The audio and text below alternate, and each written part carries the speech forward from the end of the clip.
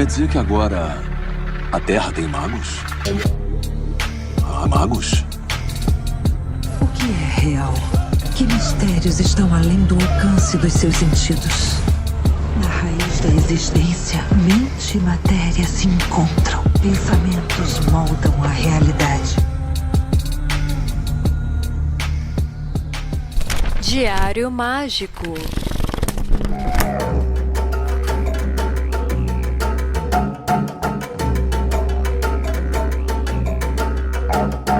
Aí sim, eu sou o Rodrigo Vignoli, seu apresentador, e está começando agora mais um Diário Mágico. Fizemos nossa festa de 4 anos, foi muito legal. Obrigado a todo mundo que esteve presente. Eu sei que teve um monte de gente que queria ter ido e não pôde, seja por causa de agenda, seja por causa de distância. Mas é isso, a gente vai se organizando, né, a cada ano. A ideia no ano que vem é comemorar de novo, sempre de novo. E queria agradecer também a todo o pessoal que esteve ali no curso de Reiki, né, nível 3, foi muito legal, né, tanto para quem fez remotamente quanto para quem fez, né, presencial. Falo que isso foi um marco assim, na minha caminhada, né, de fato dar essa formação, né, acompanhar, né, algumas pessoas assim, sequencialmente em vários cursos, né, em várias formações diferentes, e ir percebendo, né, o avanço dessas pessoas, né, muita gente que já tem a formação e que faz reciclagem comigo, confia no meu trabalho, e né, é muito legal ver esses resultados todos. Então, obrigado, né, a todos vocês que participam, né, dos cursos e dessa egrégora maravilhosa. Bom, você pode participar de forma mais próxima ainda lá no nosso apoia.se/Diário Mágico. A gente tem o nosso grupo de ideias.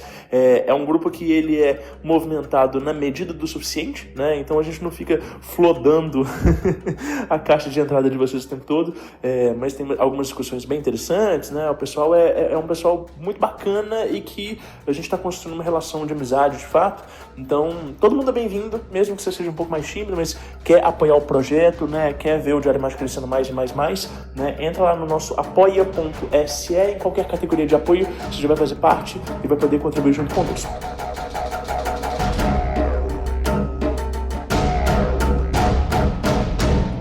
E um recadinho que é o seguinte: a gente tinha um Páginas Abertas marcado agora para maio, e eu adiei esse Páginas Abertas para o dia 6 de junho, né? Isso é inédito, a gente nunca tinha perdido uma data de Páginas Abertas antes. Mas é o seguinte, eu fiquei muito cansado com o curso de Reiki, precisava me organizar. E eu estava tão louco nas divulgações que eu nem consegui, né, fazer a chamada de relatos. Então, assim, até tinha relatos suficientes para fazer esse Páginas Abertas, mas eu preferi fazer as coisas com mais calma. Ele ia acabar saindo no meio do mês, e aí eu não ia ter tempo suficiente para divulgação do próximo tema no mês seguinte. Então eu resolvi postergar e colocar no dia 6 de junho, que é uma sexta-feira, né? A gente volta para fazer sempre isso às primeiras sextas-feiras do mês, e a partir daí a gente retoma o nosso cronograma, né? Em julho a gente vai falar sobre ancestralidade, né? Em algum momento a gente também vai falar sobre tecnologia e espiritualidade. Eu também quero fazer ainda uma live sobre autoridade espiritual. Então, assim, tem muita coisa para acontecer. Você pode mandar os seus relatos para esse Páginas Abertas de junho, né, no nosso DDD 31 97537 5123, ou então no contato@diariomagico.com.br. Em junho a gente vai falar sobre gnose, estados alterados de consciência. Então a gente vai falar sobre estados alterados a partir da meditação, a partir de estados de êxtase, a partir de hipnose e a partir de medicinas, né? Seja quimiognose, seja qualquer outro tipo de alterador de consciência. E, bom, você tem relatos sobre esse tema, manda pra gente, vai ser muito legal. Esse é um episódio que vai fundamentar uma série de outras práticas mais pro futuro. Então, a gente conta com vocês. E é isso, vamos abrir esse diário.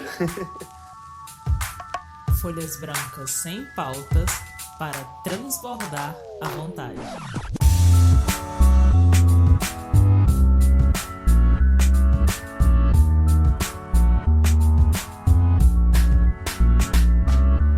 Aí sim! E aí, pessoal, hoje eu tenho o prazer de receber aqui no Diário Mágico o professor Maurício Eloy. Seja muito bem-vindo, Eloy! Opa, tudo bom? Prazer, tudo de bom aí. Super legal estar aqui no seu programa. Fico muito feliz. Espero que eu possa contribuir e também aprender, logicamente, porque quando a gente tem um diálogo, ele sempre traz aprendizado dos dois lados, né? Então, estou aqui também para a gente trocar isso aí. Que legal, pô, maravilhoso. Confesso que tô bem animado e ansioso pro nosso papo, né? Quem nos apresentou foi um amigo comum, o Wagner, que é um cara que mora no meu coração e ele falou muito bem, assim, de você e do seu trabalho.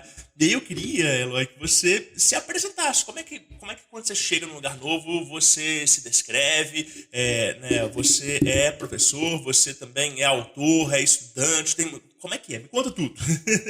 Ah, beleza. Primeiro eu quero agradecer ao Wagner Frota, a gente é amigo de longa data. Ele mora em Brasília, já veio aqui visitar.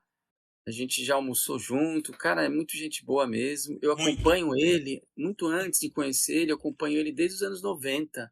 Olha, Ele tem ainda, lógico, um dos melhores sites sobre xamanismo no Brasil é o site dele. sim. Porque a gente tem muita informação de xamanismo muito reducionista e equivocada nas redes sociais. Há muita confusão, né? Antes de me apresentar, só para falar um pouco do Wagner. Então, e ele produziu e produz bastante material interessante sobre xamanismo, principalmente sobre o xamanismo andino. Eu Sim. tive um programa, né, no YouTube, através de um canal de outras pessoas, onde eu tinha um programa que chamava Nos Caminhos do Xamanismo. E ali eu convidei ele algumas vezes para ele trocar ideia e tal. Ele conheceu o pessoal do grupo da cultura Sami, né? Que é super interessante lá do norte da Europa. Então o Wagner Frota é um cara que a gente pode aí ficar orgulhoso, porque ele tem um material muito bom de pesquisa, conhece bastante de xamanismo, principalmente andino, né? Então eu agradeço ele por ele ter me apresentado, a gente está aqui conversando graças a ele. Que massa. Olha, eu aprendi uma coisa, né? Você falou, você te apresenta aí, você é professor, você não sei o quê. Então, eu aprendi a cultura indígena, eu não pesquiso a fundo o xamanismo indígena, eu estudo ele sim, lógico. Né? O meu envolvimento com o xamanismo ele vai lá nas questões das origens.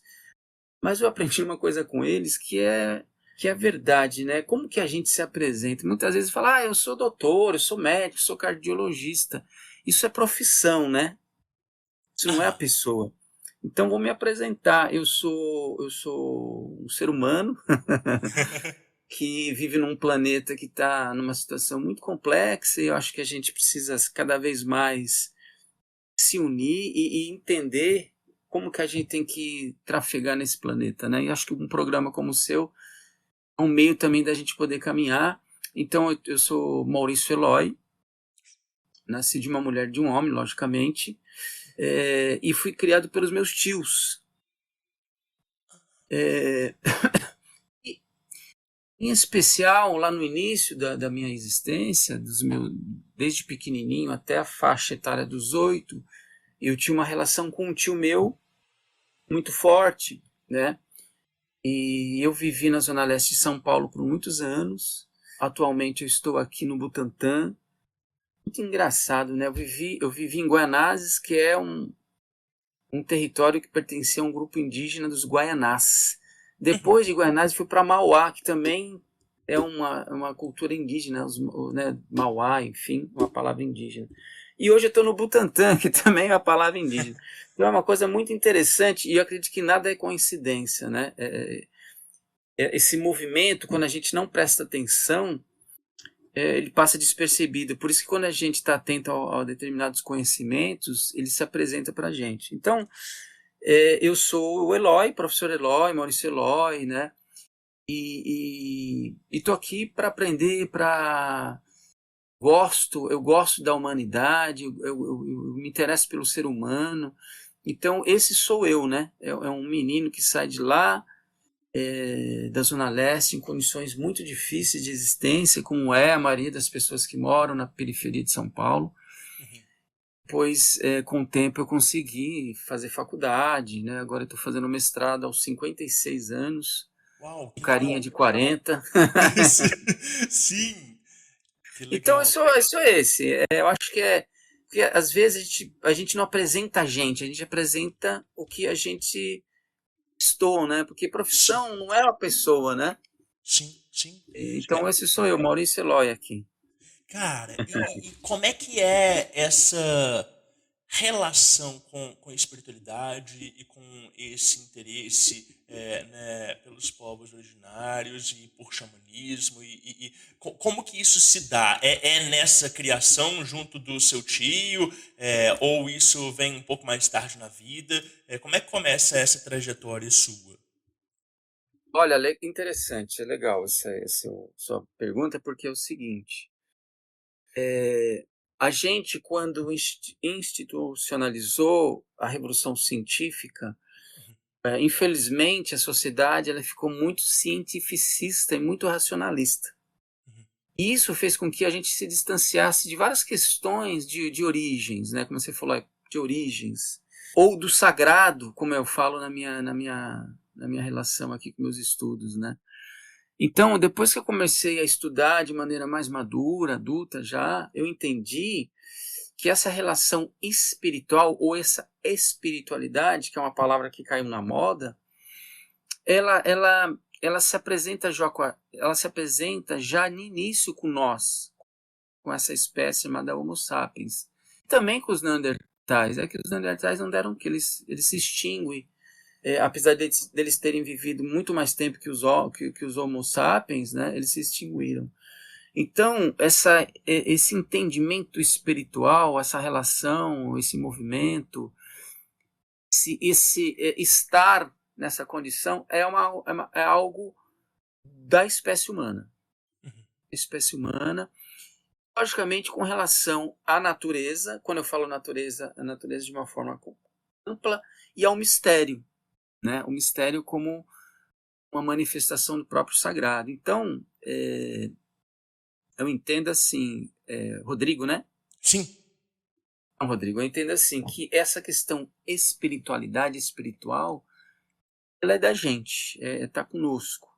Vai da pessoa descobrir isso ou não, vai da pessoa ter interesse sobre isso ou não, porque é Uhum, escolha, tudo é escolha, né? E as escolhas elas têm suas consequências, né? Não acredito em pecado, não acredito em nada disso. Até que a palavra nem é acreditar, pecado é uma condição que foi determinada pela espécie humana, né? E sim. mesmo essa questão que é trazida para algumas culturas que falam de karma, também tem algumas críticas ou algumas observações que também não percebo que funciona assim. E para eu entender isso, essa questão, para não me alongar na resposta, da espiritualidade, eu sempre vou também para a biologia. Vou para a Aham, biologia, vou para a química, vou para a física. Por quê? Por mais que eles nos dão uma resposta, às vezes, racional, a resposta espiritual está ali também. Quando a pessoa, ou um grupo religioso, ou um indígena, usa uma ayahuasca, por exemplo, e ela entra no corpo de maneira ritualística, lógico, ela também provoca um fenômeno químico, um fenômeno biológico. Né?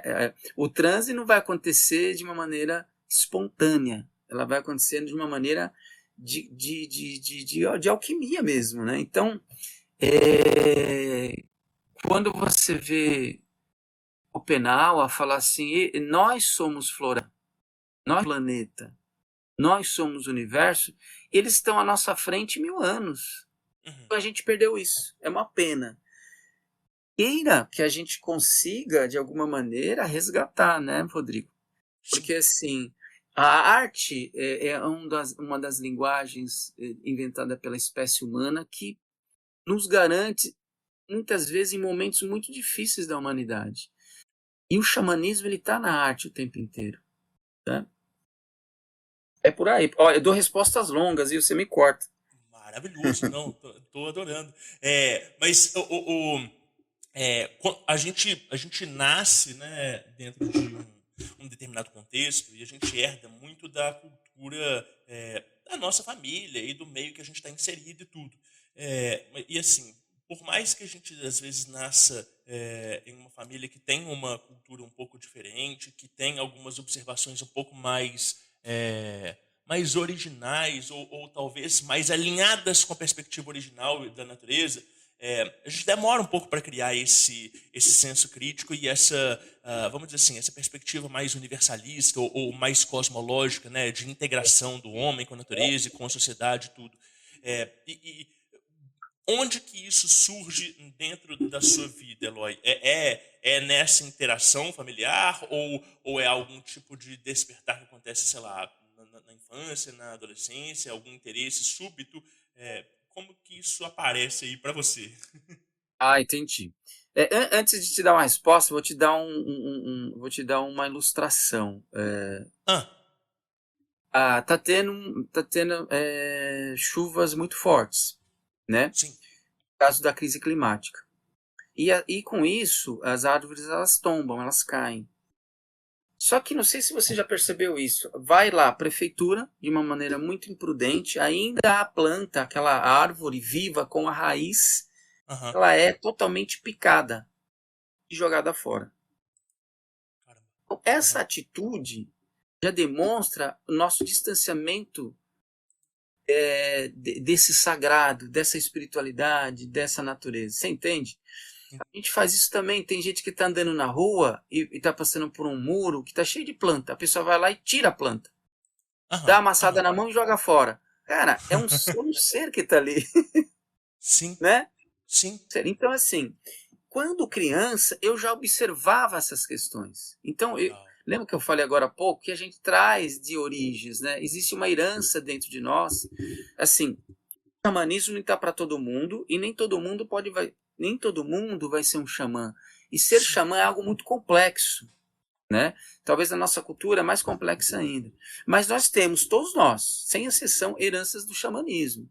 Então talvez essa herança que traz dentro do meu DNA, dentro do meu espírito mesmo, né? Da minha alma, que é algo também, da consciência, que é algo interessante que a gente pode falar, que a ciência está desconfiada que a consciência é uma produção fora do cérebro. Isso traz à tona um monte de questões faladas pelas civilizações tradicionais e as civilizações também antigas, né?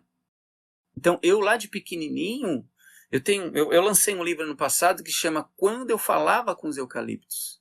Romance, que conta minhas memórias de meu tio, né? Dos 6 para os 8 anos. E eu, de fato, conversava com os eucaliptos. E os eucaliptos conversavam comigo, tanto que quando eu tive que sair dessa casa, que foi um dos dias mais tristes da minha vida, eu chorando ali no Fusca, né, o Fusca vira um personagem no livro, e olhando para a janelinha, e eu vejo o eucalipto soltando luzes. Caramba! Como que eu vou falar com um biólogo que eu vi uma árvore soltar luzes? Uau! Então, assim, são experiências epifânicas. Até falei em aula isso. Falei, gente, é muito difícil a gente falar de magia dentro da academia. Esses dias na aula. Mas a gente tem que entender que nós somos cientistas do fenômeno. Eu falei, beleza. Mas como que eu vou demonstrar que num ritual que eu fiz, quando eu era de tal ordem, que eu flutuei na cadeira? Ninguém vai acreditar. Sim. Não é, Rodrigo? Sim. Fica uma coisa muito doida, né? Mesmo que você tenha o registro, que você tenha, né, toda a experiência, mesmo que você tenha pessoas que já estão acostumadas com né, fenômenos extraordinários, tem coisas que elas são intransferíveis, mesmo pela narrativa, né? Ainda que a pessoa acredite na sua palavra, uma coisa é ela acreditar, outra coisa é ela ter a referência para conseguir ter a percepção do que realmente é aquele fenômeno, aquela vivência, né? Isso mesmo. E devido àquilo que eu falei também, a gente está numa cultura, você também acabou de falar, quando você falou da família, né? A gente está numa cultura materialista. Sim. Cientificista, materialista. E agora, então, com esse extremismo, há uma confusão muito grande de entendimento de muita coisa. Então, o que se está produzindo no mundo está gerando uma confusão e, por exemplo, a produção de fake news é um problema muito grande. Muito, mas é muito além da conta, é muito do que a gente possa imaginar. E isso se distancia também dessa questão que a gente está falando, né? Então, assim, para voltar lá, cara, lá atrás em Guaná, imagina, Guanazes, final de 70, era uma terra, você tinha muitas árvores, muito poço artesiano, poucas casas, não tinha luz, não tinha água encanada, não tinha nada disso, mas era um lugar encantador, apesar das dificuldades barra pesada, de falta de grana, de uma estrutura de vida muito difícil, mas mesmo assim tinha um encantamento que falta para a gente nas grandes cidades e mesmo no mundo de uma forma geral. Esse encantamento que distancia a gente também dessas experiências. E é aquilo que você falou, quando você, mesmo se você registra isso, mesmo lá você provando algo, registro que é mais raro a gente conseguir registrar esses momentos, que eles são sempre momentos muito inusitados, né? Porque a epifania, ela não é uma coisa cotidiana, né?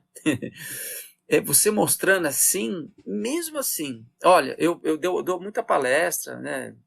Esses dias eu dei uma palestra lá em Sorocaba, pessoal, e eu mostrei um vídeo de uma xamã siberiana comendo brasa. Uau! E não é uma ilusão. E esse fogo, ele entra no corpo. Lembra que eu falei que eu vou pesquisar a ciência? Sim. Eu falei, o que aconteceria se eu ser humano, pegasse brasa e comesse? Eu pegasse a brasa com a mão, colocasse dentro da minha boca e mastigasse. Falou, primeiro que você ia queimar totalmente a sua mão. Segundo que você ia queimar o seu lábio, né? O seu lábio é fino. E essa brasa entrando no seu corpo, você morre. Como que a gente vai explicar isso, Rodrigo? Então, assim, são fenômenos que a ciência cartesiana, que a gente está até mudando já, por exemplo, eu estou numa faculdade de ciências da religião. Aham. Então, eles têm abertura para isso, mas tem abertura até a esquina. Sim. Tem as limitações que a própria academia impõe na formação dos métodos de pesquisa, né? Isso, eu até entendo isso. Faz sentido, porque também se eles abrirem muita porta, aí não dá, eles vão segurar. Então tá Claro. certo, E aí beleza. Né? não tem Tá certo. formatação também, né? Uhum. Aí que o professor uma vez falou que é verdade. Aí vai de vocês, que são cientistas da religião, trazer o fenômeno e apresentar pra gente o argumento de vocês. É isso. Então a gente tem essa liberdade, e é uma faculdade legal que dá essa liberdade, né? Uhum. Voltando lá, Guanazes, cara, olha, tem várias coisas que aconteceram ali, eu posso contar várias histórias, né? Como era uma cidade afastada também do centro, esses fenômenos que a gente chama de assombração, eles são reais. Sim. Histórias, né? Eu para você ter uma ideia, eu estava lá com o seu 7 para 8, eu peguei na mão uma orelha de saci. Caraca. Eu conto no livro sobre, lógico que eu inventei uma história de literatura para justificar um tema recorrente na nossa sociedade, que é o racismo, né? Mas isso é literatura. Fora a literatura, eu de fato peguei na mão uma orelha de saci. E meu tio, quando ele viu, ele falou, tio, larga essa orelha. Olha. Né? Porque alguém decepou a orelha do saci. Então é algo fora da realidade. Porque vai vir um historiador do folclore. Não, mas o folclore, ele é do imaginário, né? Esses seres são... Mas e peraí, o que é ser simbólico? O que é físico e não físico? Será que esse imaginário não é uma estrutura de existir diferente dessa estrutura nossa? Né? Pode ser. Sim. Existe uma teoria que chama teoria da distorção, que foi elaborada por um espanhol, que ele trata dessa questão, onde ele fala que essa teoria, a própria palavra já diz distorção, né? Distorção do espaço, onde essas realidades que a gente pensa que é imaginário, ou que ela pode até ser, mas esse imaginário existe em algum lugar, ele fala. Então pode ser, porque para o indígena, para povos tradicionais, não existe distanciamento do imaginário, do sonho, dessa realidade dele. Não existe. Sim. Esse diálogo. A gente perdeu, né, Rodrigo? A gente perdeu. A gente se desencantou, mas a gente, enquanto... eu não sei se esse é um fenômeno contemporâneo, talvez você até consiga me elucidar isso, mas assim, essa fala, por exemplo, dos pais e dos cuidadores, dos tutores de uma criança, que falam, calma, é só filme, calma, é só imaginação, é só faz de conta, é um grande agente de contaminação da descrença, né?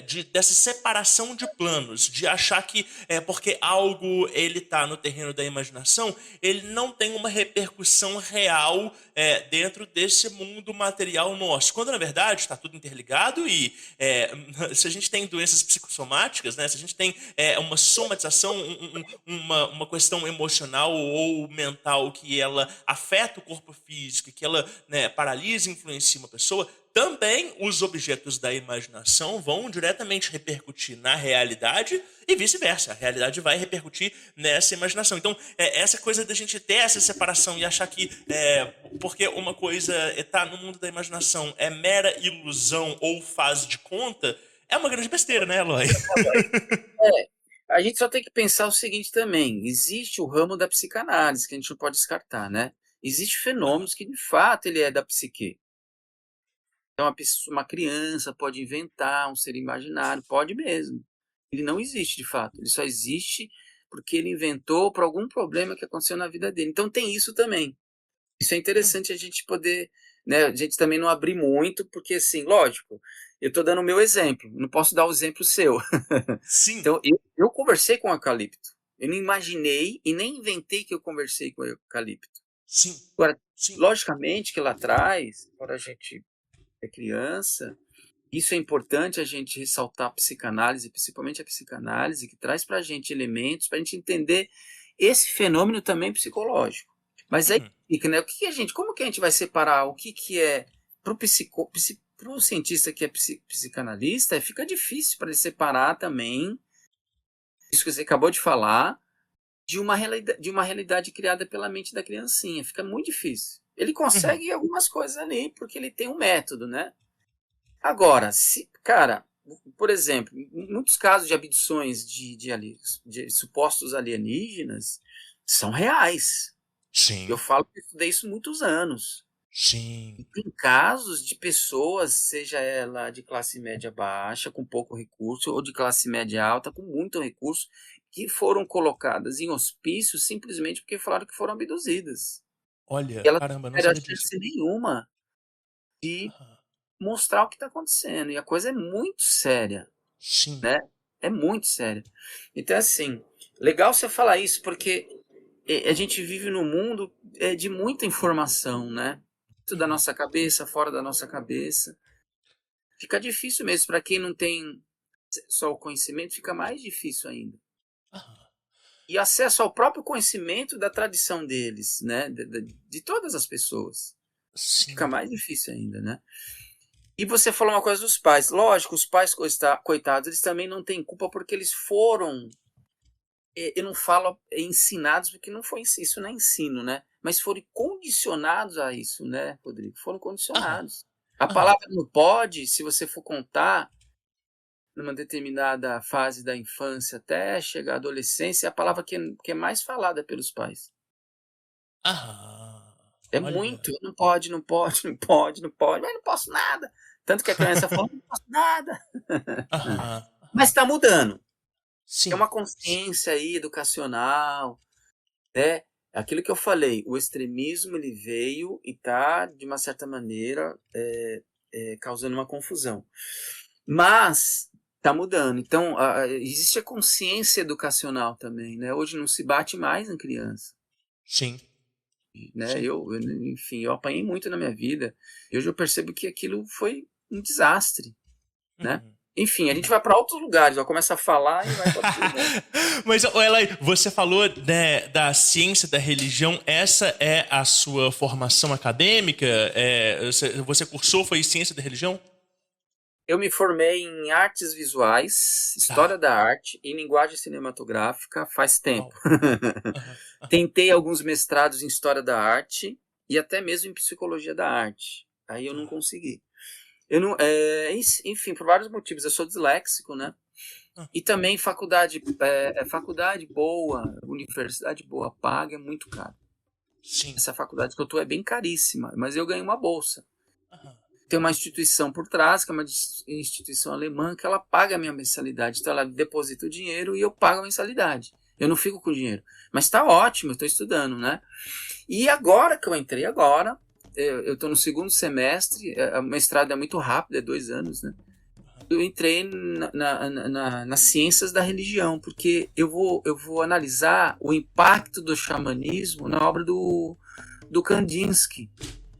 Uau! Porque o Kandinsky, ele foi etnólogo, Ah, conviveu com xamãs siberianos, né? E não quando ele sabia disso. fica nesse tempo ali, então isso que é interessante desse estudo. Quando ele fica esse tempo nessa aldeia, eu até esqueci o nome da aldeia, preciso até decorar o nome dessa aldeia, dessa cultura, né? Ele fica encantado. Ele já tinha conhecimento do xamanismo, que um dos melhores amigos do Kandinsky era um antropólogo. E que apresentou para ele um livro que falava de uma civilização antiga de feiticeiros xamãs. Aham. Então ele Caramba. acha, ele vai descobrir, ou ele vai mostrar para o mundo através da arte, que ele vai chamar de arte abstrata. Aham. E ali a arte, ela transcende, pode transcender o ser humano, e de fato é verdade. Pode ser em grau maior, pode ser em grau menor. Então hoje eu estou na ciência da religião, estou lá na Metodista, é uma faculdade muito humanista, os professores são muito gente boa, eles te dão abertura para você se colocar, para você falar, sabe? Eu não senti muito isso na USP. Na USP é algo assim muito desconfiado, às vezes se fala uma coisa, a pessoa te olha torto. Aham. Não estou desmerecendo a USP de forma alguma, é uma das maiores e mais importantes universidades do mundo. Mas eu percebi um pedantismo ali em alguns momentos, com algumas pessoas, por parte de professores, parte de alunos, mas eu não vi isso na Metodista, cara. Não vi, tanto que quando a gente chega, eles vêm abraçando a gente, sabe? Eu estou muito feliz, Que legal. tô assim, é um sonho meu fazer um mestrado, porque, Rodrigo, eu posso ter conhecimento. Quando a gente não tem um título, esse conhecimento parece que não vale para a sociedade racional, né? Sim. Eu não sou de discutir online, o cara veio assim de uma arrogância, quero ver o seu currículo Lattes. E o meu Lattes era no início, ele falou, nossa cara, você não é nada. O que você é? Você não tem... E de fato eu não era nada ali. Aham. Mas lógico, lembra que você perguntou quem é você? Se apresenta. Eu não sou um Lattes, cara. Gente, aquilo que eu tô conversando com você, eu aprendi fora daqui. O que a academia não vai me trazer? Tá muita coisa, lógico. Só que o mestrado, esse título, me garante muita coisa. Sim. Eu posso argumentar, mostrar para o mundo, olha, gente, funciona, olha, existe esse lugar fantástico, o xamanismo, existem outras realidades que a gente se distanciou, e eu estou mostrando que a gente pode resgatar aí o caminho, né? Aham. Aham.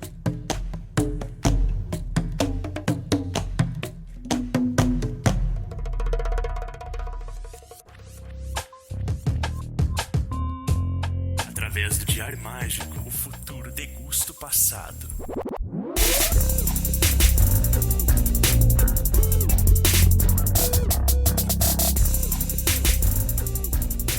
Anote seus resultados. Ô Eloy, você falou que você, né, forma ali em artes visuais.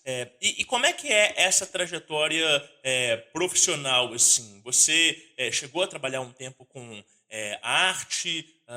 Né, como é que você concilia, por exemplo, esse estudo do xamanismo com a produção artística, até você chegar, né, nesse tema aí do Kandinsky em relação ao xamanismo? Essa informação é totalmente nova para mim, eu não sabia, né, disso, fiquei achando incrível.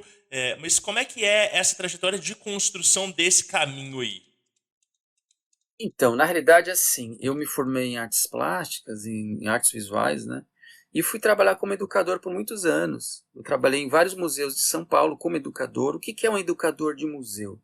Ele não é um guia, como é um guia turístico da cidade de Ouro Preto. Aqui você tem... Não, o guia, ele vai te apresentar um contexto histórico. Uhum. O que é um educador de museu? Ele vai provocar um questionamento para o visitante. Por que Kandinsky foi procurar o xamanismo para descobrir que a arte poderia se tornar abstrata? Esse é o educador. Então, foi isso que eu trabalhei durante muitos anos. Trabalhei no MAN, trabalhei nas bienais, trabalhei na OCA, enfim. Então, a minha profissão de raiz, né, de acadêmica, é professor, né? Eu desenho e pinto desde criança, tenho obras do Museu de Mauá, eu tenho obras lá, né, de pintura, desenho, pinto, é que assim, não dá pra, o tempo é muito rápido, é muito curto, então a gente tem que, às vezes, escolher. Mas eu desenho e pinto. Minha produção de artes plásticas, ela está um pouco parada, mas vez ou outra eu desenho. Estou agora também na literatura, lancei um livro ano passado, depois a gente fala sobre ele. Sim. E, assim, eu vou falar como que eu chego, ou como que o xamanismo se apresentou para mim, que eu acho que é mais interessante para a gente entender por que que o xamanismo está na minha vida diária, eu acho. Ah. Eu não sou envolvido com nenhum grupo, Uhum. né? Mas, assim, em 1991 aconteceram dois fenômenos interessantes. Dois. Um não tem ligação com o outro, mas, Tá. de alguma maneira, um conversou com o outro. Eu tinha um grupo de ufologia, e é um pessoal chamado... Ixi, agora eu vou esquecer o nome do grupo. Enfim. E tinha um grupo de ufologia com o pessoal. Eu estava no início pesquisando essas questões de ufologia. Eu não uso a palavra ufologia, né? Eu até me afastei da ufologia. E eu falo bem claramente aqui para todo mundo saber, porque eu já fiz até uma nota pública. Aham. Porque, assim, infelizmente, Rodrigo, 98% para 99% do pessoal que está na ufologia é bolsonarista. Entendi. 99% desse pessoal produz fake news o tempo inteiro. Então eu me afastei. E fora isso, fora a questão do bolsonarismo, que cada um pode escolher o que quer, beleza, né? Mas isso nem, a questão maior nem é essa. A questão maior é que eles são extremistas. Uhum. Então, assim, e o humanismo fica longe. Pô, nós somos humanos, gente. A gente tem que... Então, já tinha falas muito comprometedoras na fala dos ufólogos, antes de vir essa onda, Uhum. de que a espécie humana é inferior. Nós somos predadores. Cara, não tem nenhum estudo que prove. Aí vem a academia, que é importante a gente falar, que prove que o ser humano é agressivo, Uhum. Uhum. né? Ou que ele tem na sua natureza agressividade. Não, essa natureza ela é construída, Legal. Uhum. né? Construída. E pega o povo indígena, ele é pacífico, mas assim, balela, aí vem a história, que também sou historiador, minha parte é a história da arte, né? Balela quando alguém fala, mas o indígena era pacífico diante do homem branco. Mentira. Ele ia pra cima, cara. Uhum. Tem essa de pacífico. É o meu território, é o meu povo, é a minha cultura, é a minha fala, né? São minhas artes. Então, se falava também que os indígenas norte-americanos eram pacíficos, nada. Aí quando mostra no cinema ele com arma, que também é outro problema, tá vendo? Eles são agressivos. Agora eles são agressivos, pô. Eles estão se defendendo.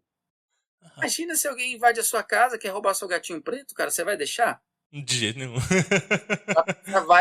Você vai na garganta do cara. Eu vou, porque eu tenho meus animais aqui, eu também faria isso. Então, assim, aí o que eu tava falando? Até esqueci.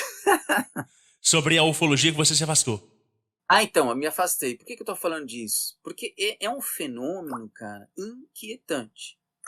Então, eu não chamo de ufologia, porque é uma palavra militarizada e ela é reducionista. Tanto que nos Estados Unidos tá mudando muito, não se fala mais OVNI, não se fala mais disco voador, fala É o WAP, né? Outros nomes. Por quê? Porque quando eles mudam de nome, cara, porque eles sabem que a coisa é real.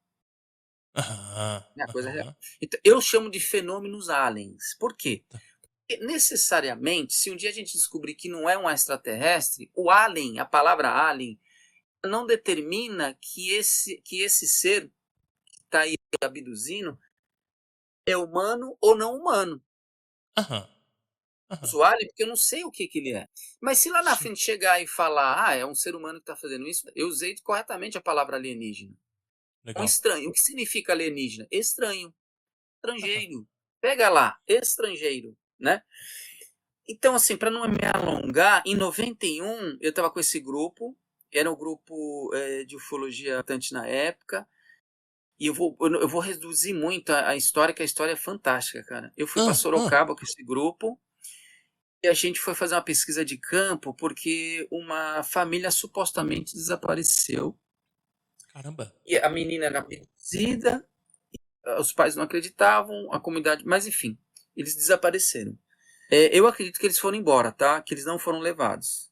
Que eles foram embora mesmo, porque né? Mas eu fiz uma pesquisa de campo, e fora isso, a gente acampava no Morro da Mariquinha, que é um morro famoso que tem lá.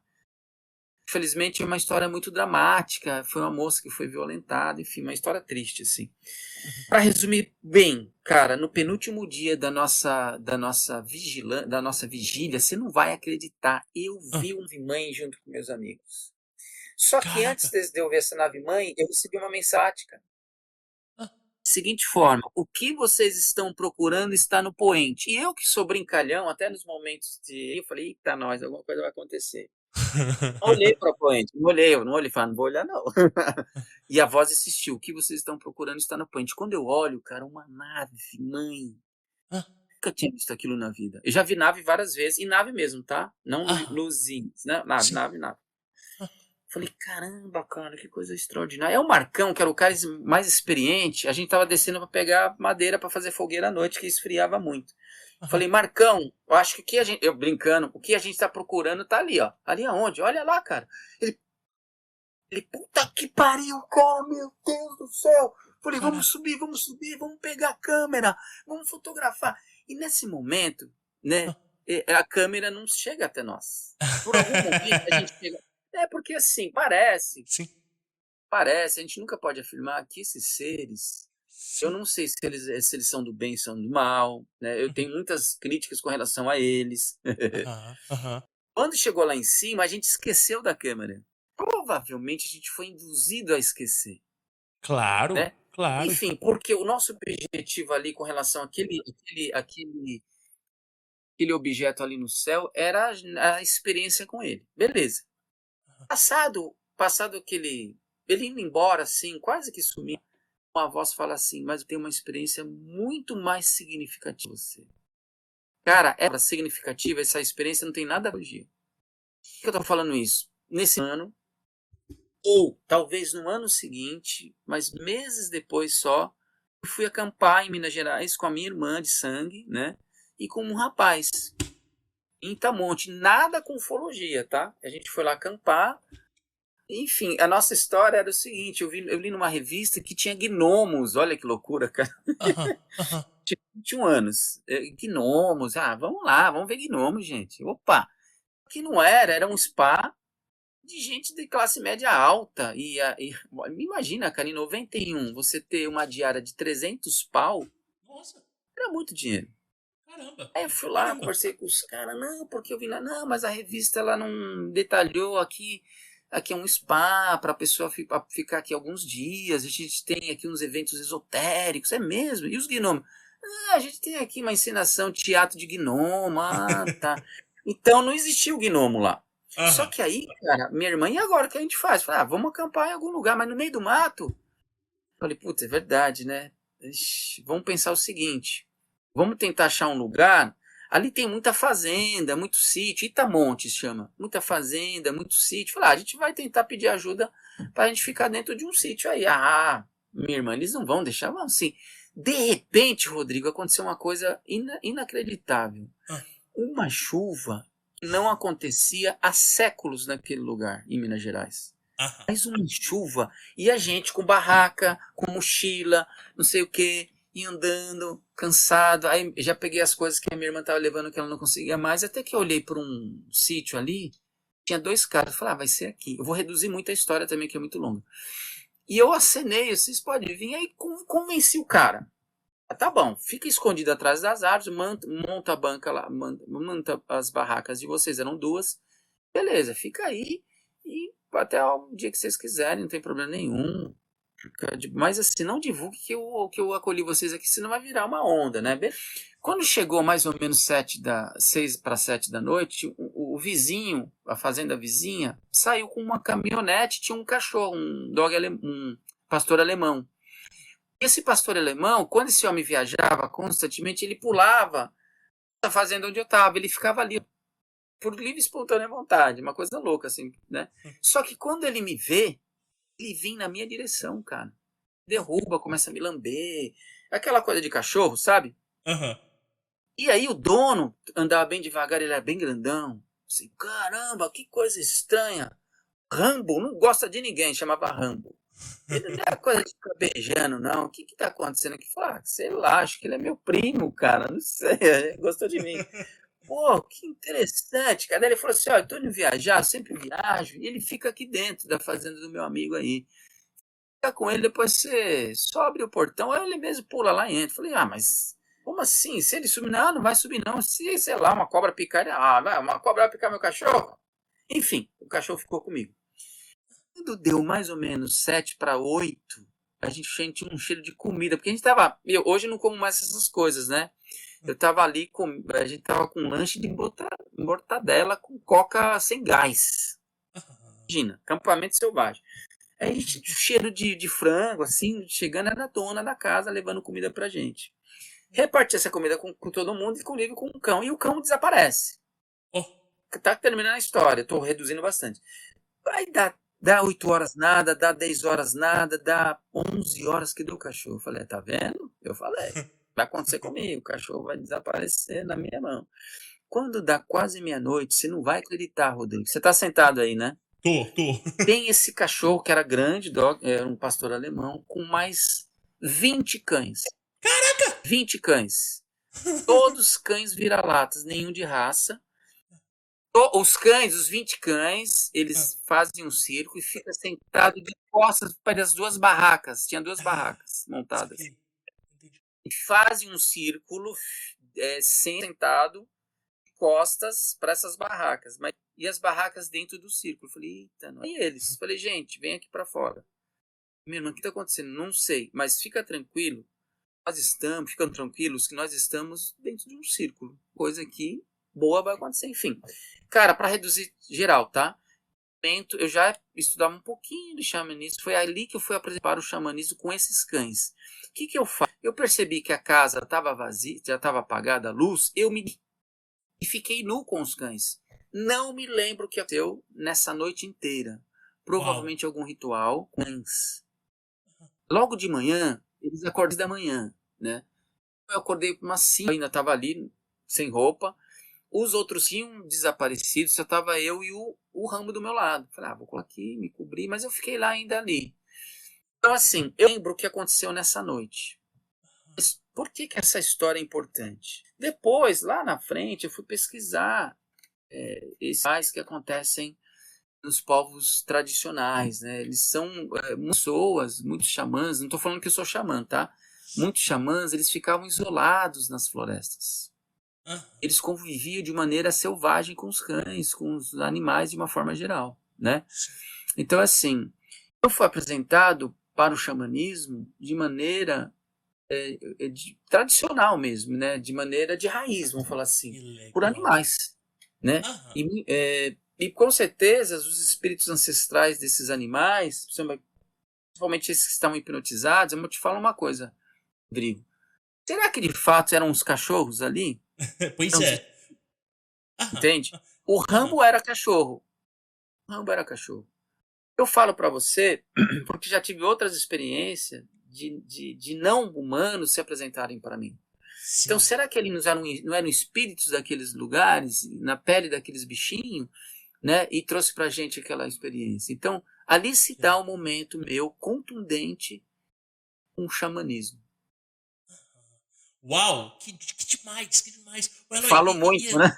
Não fala muito não, eu tô interessadíssimo e aí, cara, eu queria voltar numa partezinha que você contou, partezona, que é nesse grupo ufológico que você teve, quando você escuta o que vocês estão procurando, tá no poente, e você olha e você vê a nave-mãe. O que é a nave-mãe, assim, em termos estéticos e descritivos? Porque você falou que você já avistou, né, muitas naves diferentes, mas o que diferencia? Qual que é a sensação? Porque quando você contou isso, eu arrepiei inteiro e eu tenho certeza que o ouvinte, né, que está nos escutando também arrepiou. Então, assim, a gente sabe que é uma experiência transcendental, né, e genuína, mas como que você descreve isso, cara? Tá. Então, cara, é o seguinte, a primeira nave que eu vi na minha vida foi justamente em Guaianazes. Eu posso contar essa história, que essa história é interessante, porque ela é mais de cunho social do que de um fenômeno alienígena. Muito mais social do que alienígena. Mas, enfim. Eu estava com meu tio, que esse meu tio que foi meu grande mestre, né? Que eu homenageio ele no meu livro. E a nossa casa, cara, não tinha reboco, era uma casa... Imagina, Guaianazes, década de 70. Uhum. Sem aquilo tudo que eu falei, sem água, a gente tinha um poço artesiano. A gente tinha uma vida muito modesta, muito simples e muito difícil. Um dia, de manhã, eram umas 11, de 10 para as 11, eu estava com meu cachorrinho, era o primeiro cachorrinho que eu tive. Eu tive uma sensação estranha. Eu olhei para cima e eu vi um objeto gigantesco. Aí falei pro meu tio, eu tô com medo. Mas por quê? Que tá com medo do quê? O que tá acontecendo? Não, aqui tem um balão em frente da nossa casa. Pô, em cima da nossa casa. Balão? É, porque se esse balão cair, nossa casa já é podre. Nossa casa é muito fraca. Se esse balão cair... Ele olhou assim, olhou. Não, mas não é balão. Não é balão, mas o que é então? Isso aí é uma nave. Porque assim, quando eu fui para Sorocaba, anos depois, em 91, esse pessoal de Sorocaba, do interior, eles não falam disco voador. Eles falam naves. E eles não falavam a palavra extraterrestre ou alienígena. Eles falavam seres. Meu tio, eu resgatei isso. Meu tio falava do mesmo jeito. Eu falei, mas tio, o que é esse negócio de naves? Não, mas isso aí não vai cair. Ah, não, é muito grande. Enfim, tava 1 quilômetro, 2 quilômetros para cima. Ele falou, não, são seres. Vem aqui passear, vem aqui, passa por aqui, mas que seres? Seres de onde? De outro planeta. Mas o que é outro planeta? Eu não sabia nada disso. Imagina uma criança de 7 anos, outro planeta. Sim. Eu falei, mas eu falei assim, com tanto que eles não caiam na nossa casa, eles podem até ficar um pouco aí. Então, aquele menino não percebeu o fenômeno importante que aconteceu ali. Aham. Por que eles estavam ali? Não sei. Nós somos escolhidos? Não acredito nisso. Não acredito nessa coisa de escolha. Essa coisa, escolha, cara, é uma cultura judaico-cristã, né? Não existe isso. Então, assim, eles estavam ali. Será que não é também ligado àquela teoria da distorção? Aquela nave estava em outro espaço, em outro tempo, e a gente estava vendo. Pode ser também. Mas ela pode também estar fisicamente ali, entendeu? Pode. O que é importante, assim, a primeira vez que eu vi um objeto como esse na vida foi aos 7 anos de idade com meu tio. No geral, de todos os objetos que eu vi na minha vida, tinha uma testemunha. Uau. Mas uma preocupação maior, no instante, era que se aquele objeto, sendo balão ou não, não importa, era que a gente perdesse a casa. Porque já estava difícil a gente ter uma casa daquele jeito, imagine sem casa, entende? Mas o que é interessante, a minha condição fez com que o meu cérebro guardasse essa imagem, Rodrigo. Isso que é interessante. Talvez se eu tivesse uma condição melhor, não tivesse essa preocupação de que a minha casa fosse destruída, não lembraria dessa nave. Sim. Entende? Sim. Então foi a Sim. questão social que fez com que eu guardasse de uma maneira dramática aquela imagem e ficou comigo até hoje. Eu lembro nitidamente, cara. E eu não vi. Depois eu assim, olho pra cima e ela desaparece. Não foi a primeira vez. Que doido. A nave E é mãe. aquilo. É Fala. aquilo que a gente também fala, cara, que é o seguinte: quando a pessoa, às vezes, ela tá numa situação de vulnerabilidade social, ela também não tem muita capacidade de prestar atenção em fenômenos metafísicos e extraordinários, porque existem preocupações que elas são tão mais urgentes e pungentes e que ameaçam a integridade dela, que não tem como a gente dar atenção para outros fenômenos, né? É verdade. Legal que você falou isso, sabe? Porque aí um psicólogo, principalmente um psicólogo, um psicanalista pode falar, mas isso aí foi uma projeção do seu imaginário, de novo imaginário, ou da sua mente. Não, porque o objeto UFO, objeto nave, ele não fazia parte do meu repertório. Entende? Não fazia. Não fazia. Então, assim, ele se apresenta de uma maneira... Eu senti uma coisa antes. Sim. Senti. Que eu tenho isso, né? Lembra que... Então, assim, alguma coisa no meu íntimo me dá essa possibilidade de ter essas sensações desde criança. Sim. Então, assim, esse objeto não estava no meu repertório. E mesmo se ele tivesse... Enfim... a gente não projetou nada. É algo real. Voltando à nave, a nave-mãe é o seguinte, a nave-mãe, ela devia ter em torno, não sei qual é o tamanho de um avião de passeio, é grande, eu não sei o tamanho em termos de metros, assim, mas eu posso te falar que essa nave-mãe que eu vi, ela devia ser em torno de 2 aviões ou mais. E a forma dela não é discoide, porque quem inventou isso foi a área militar. A área militar, né? Que foi um militar que cunhou esse nome, disco voador. Sei. Em toda a nave é circular. Agora, essa nave ela era em forma de diapasão. Sabe diapasão? Não. Diapasão é um instrumento que parece uma forquilha. Tá. Diapasão que é um instrumento para afinar violão, violino, enfim. Ah, sei Eu sim. sei porque eu toquei muito violão. Então, uma forquilha, sabe forquilha de estilingue? Aham. É que o diapasão ele é mais comprido. Então, assim, esse objeto ele ficava em forma de charuto e quando ele virava, lentamente ficava um diapasão. Uau. E ele produzia, de fato, quando ele virava, reflexos do sol. Ele tinha uma cor escura, né? Então não dá para entender direito que tipo de material que é. Sim. O que é importante nessa história, Rodrigo? 2 dias antes, foi noticiado que na Argentina, Paraguai e Uruguai foi visto uma nave-mãe, várias naves. Isso está em jornais. Eu tinha esses jornais, mas passou o tempo e eu perdi. E no sábado, onde eu vi, apareceu essa nave. Na domingo para segunda, foi visto uma estrutura parecida também com naves na Europa. Eu fui fazer uma pesquisa e falei, gente, tem alguma coisa errada em Sorocaba. Por que será que era a mesma nave? Aí eu descobri que existe uma linha imaginária de Ponta-Porã, Mato Grosso, a Paris. Onde passa essa linha imaginária, Rodrigo? Em Sorocaba. O que é essa linha imaginária para a ufologia, ou para o exército, ou para a aeronáutica, principalmente? É onde mais se vê avistamento de objetos aparentemente não humanos. Que a gente estava embaixo dessa linha imaginária. Então, nada é coincidência. Então, a nave-mãe, cara, é uma coisa assim inexplicável. Mas o mais inexplicável não é o objeto. Independente da intenção desse povo aí, é a sensação que você tem de que você não é pequeno. Ao contrário do discurso negacionista humano que a ufologia brasileira tem. Negar o humano. Eu senti o grandioso, o gigante. Todos nós estávamos ali. A gente chorava, cara. A gente não sentiu menor que eles.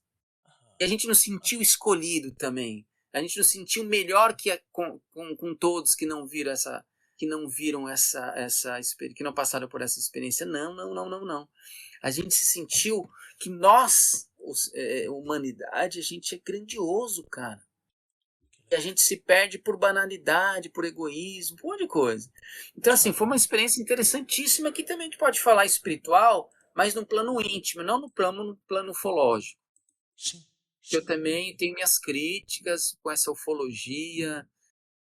Fala que os alienígenas vão salvar a gente, que vai... Eles falam coisas tão engraçadas que vão impulsionar o nosso DNA. Eu falei, não sabia que o DNA fosse foguete, né? E aí, quando a gente analisa, né, esse tipo de discurso, é um discurso escapista, né? É um discurso muito perigoso, né? Porque ele terceiriza uma responsabilidade de salvação como se nós, enquanto indivíduos, né, e aí trazendo à tona essa perspectiva de xamanismo e de integração e também uma perspectiva ecológica, como se a gente não tivesse responsabilidade pelo quadro atual do que a gente vivencia no nosso planeta, né? Então é muito delicado a gente, né, essa narrativa de né, os aliens vão nos salvar e etc e tal. Acho que a gente tem que tomar muito cuidado com esse tipo de discurso porque ele é perigoso em muitos sentidos, né? Não sei se você pensa assim também.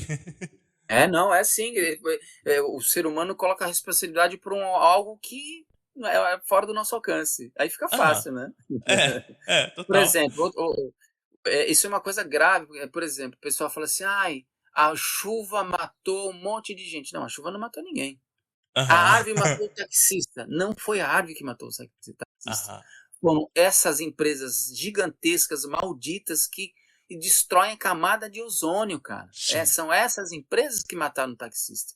Sim. Por que eu estou falando isso? Eu tenho aula de crise climática, eu decidi fazer essa disciplina para entender melhor. Que legal. Mas é muito horrível. Ah. Assim,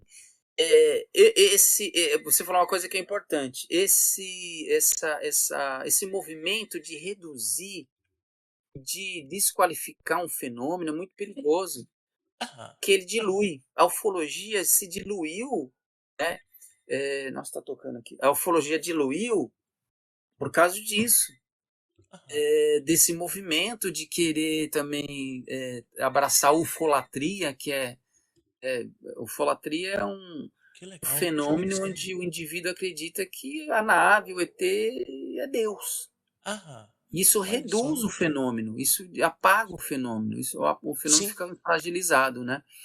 Sim. O fenômeno em si, pra gente entender o fenômeno. Que doido, ufolatria, nunca tinha ouvido esse termo, que legal. O Rafael Pereira, que é o meu amigo, a gente tinha uma revista junto de ufologia online, a gente saiu fora, né? E tem uns artigos bons lá, cara, de gente, tudo gente de fora, antropólogo, tudo falando de ufologia, antropólogos, enfim. Porque esse fenômeno ele é sério, é um fenômeno que acontece, sim, né? Mas, enfim, eu não gosto de falar tanto assim, porque às vezes a pessoa pensa que, né, enfim. Mas aqui, o que eu queria falar, assim, quando aquela telepatia me diz, você vai ter uma experiência, aí tá a resposta aqui da questão que você acabou de falar. Quando essa telepatia que vindo provavelmente de uma pessoa não humana, fala assim, cara, o que você vai ver hoje aqui, legal, né, a nave, disco voador, alien, mas cara, você vai ter uma experiência da sua área. Você vai ter uma experiência da sua realidade. Você vai ter uma experiência... Isso que ele estava querendo me dizer. Depois que eu entendi isso, falei, caramba, você vai ter uma experiência suas origens, de quando lá atrás, no Paleolítico, Neolítico, o homem e a mulher convivia com esses fenômenos de maneira muito assustadora ao mesmo tempo e encantadora ao mesmo tempo. Então, você vê assim, tô fazendo uma leitura para você agora, né? Então, essa nave que você tá vendo que é nossa, que, cara, é nossa. Eu sei que você vai ficar encantado, mas fique mais encantado com os cachorros. Olha que interessante, Rodrigo. É muito mais interessante. Que legal, que legal. Então, eu pensei o seguinte, Rodrigo, lá atrás. Falei, caramba, cara, eu sou pobre, né? Sou feio, aquela coisa de adolescente. Eu não arrumo namorada, meus tios não dão dinheiro pra mim. Eu tenho que fazer alguma coisa pra eu estar no mundo. Aí o que eu pensei? Olha, eu não tenho condições de estudar. Falei, eu vou comprar livro e vou começar a ler. Eu vou me formar. Então eu comecei a me formar. Aí fui conhecendo pessoas interessantes no meio do caminho. Tem o José Alves, que é um cara legal para você. A ideia, egiptólogo, bruxo. Nós somos amigos há 40 anos. Nós praticamos rituais há muitos anos. Nós já fizemos. É com ele que eu faço meus rituais de xamanismo, né? De magia e xamanismo. Ele fala egípcio, ele fala sumério. É um cara legal para você conversar, trocar ideia, te passo o contato dele depois. E a gente é amigo há 40 anos. Nós já fizemos mais de 50 rituais. Então, assim, através do Zé Alves, eu conheci o mundo da magia, da feitiçaria, que é um mundo que a própria feitiçaria, eu até falei isso na faculdade, né? Ainda é carregado com preconceito, com reducionismo, com entendimento equivocado. Enfim. Por que eu estou falando tudo isso? Então eu pensei, cara, eu preciso me formar. Então eu fui comprando um livro. Mas isso não tem nada a ver com a livraria ainda. Nesse meio tempo ali, lendo pra caramba e conhecendo... Porque assim, eu percebi o seguinte, eu não tenho poder de grana. Eu não tenho poder de fala. Mas se eu tiver conhecimento, ninguém vai me passar a perna. Ninguém vai ser maior que eu. E de fato, cara, foram os livros que me garantiram em vários lugares. Vários lugares, né? Eu fui gerente de banco, olha que loucura. E não tem nada a ver comigo. Mas foram os livros que me levaram até lá. Nesse meio tempo, Rodrigo, eu tive uma epifania. Eu tive, na realidade, não uma epifania, eu tive uma visão. Livraria. Tinha uma livraria com uns estantes de madeira. Eu falei, gente, nossa. 18 anos. Passado vários anos, eu vou ter a livraria, eu vou começar com a livraria em 2004. Né? Eu nem sei quantos anos que eu tava. 30 e poucos, acho. Só que eu tive essa visão aos 18. Cara, na pandemia, a minha livraria, eu tive uma livraria na Augusta, eu quebrei, vim morar no Butantã, tô no Butantã agora. Eu tenho a livraria há 20 anos. Quando veio a pandemia, cara, lembra da minha visão? Quando veio a pandemia, o que eu fiz? Não sei o que vai acontecer. Não sei para onde a gente vai com essa coisa maluca que tá acontecendo. Eu vou fazer o seguinte, vou pegar todas as estantes de ferro. Eu não lembrava da minha visão, tá? Vou pegar todas as minhas estantes de ferro e vou doar. E vou construir todas as estantes de madeira. Por que eu pensei nisso? Porque perto de casa tem madeireira. E eles têm aqueles lugares que fazem piso para casa. Sabe aquelas madeiras de piso que é forte Sei, pra caramba? sei. Eu comecei a comprar algumas, logicamente chavecando para dar aquele descontão, pandemia, né? E algumas eu ganhei. Cara, eu fiz 36 estantes de madeira. Uau, que legal. Quando eu terminei e sentei assim, cansadaço, eu machuquei o ligamento do meu cotovelo, porque eu serrava na mão e martelava. Então, eu me machuquei bem, mas beleza. Porque assim, no xamanismo, essa coisa da dor tem um negócio aí. Sim. Quando eu sentei, eu falei, meu Deus, caramba, é a livraria dos meus 18 anos. Olha só. Entende, Rodrigo? Então, Do caralho. essa livraria, ela não é por acaso. Só para ilustrar, e quando eu fui para quando eu abri a loja lá em Augusta, na Vila Augusta, ficou muito famosa a minha livraria, né? Tinha um rapaz que trabalhava comigo no CT3, porque eu começo no CT3 com uma mesa. Uma mesa lá. E num tempo de 2, 3 anos, vira um complexo, assim, com mais de 2.000 livros. E do meu lado tinha um cara que vendia quadro. Não vou falar o nome dele porque é um canalha, tá? Canalhas a gente não fala o nome. É Aí verdade. beleza, fui pra lá, pra loja, aí veio esse cara aí, o canalha. Ô Maurício, eu vi que você tem aqui as paredes, tem um porão, você não quer dividir comigo esse aluguel? Tal? Você não quer que eu divida com você esse aluguel? Eu falei, beleza, cara, faz aí, você usa a parede e usa o porão. Então ele levou os quadros dele lá. Cara, nesse meio tempo, ele me convidou para ir para um lugar. Eu não sou de frequentar nada, como te falei, mas para agradar o cara, eu vou lá no tal divinismo. O divinismo é uma religião que mistura espiritismo com outra coisa. E fui no tal divinismo. Achei interessante até. O que é o divinismo? O que é esse lugar? Você tem uma arena que fica as pessoas visitantes. Eu estava nessa arena. E é um lugar alto, a arena. E embaixo ficavam uns 20 médiums, mulheres e homens vestidos de branco. Então, cada vez que ia alguém lá, ele tinha a chance de perguntar.